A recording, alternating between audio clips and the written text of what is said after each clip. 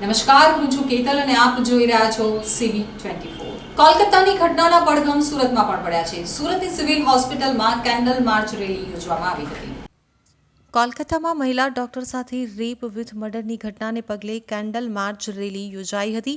આ રેલી કોલકાતાની મહિલા ડોક્ટરને ન્યાય અપાવવા માટે યોજાઈ હતી.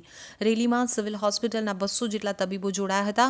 સિવિલ મેડિકલ કોલેજની નવી બિલ્ડિંગ પાસે મોટી સંખ્યામાં રેસિડેન્ટ ડોક્ટર અને સ્ટુડન્ટ એકઠા થયા હતા.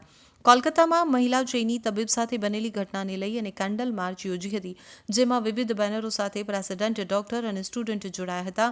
જેમાં stop no mercy to rapist, save the saviour જેવા બેનરો સાથે મોટી સંખ્યામાં રેસિડેન્ટ ડોક્ટરો અને સ્ટુડન્ટ જોડાયા હતા.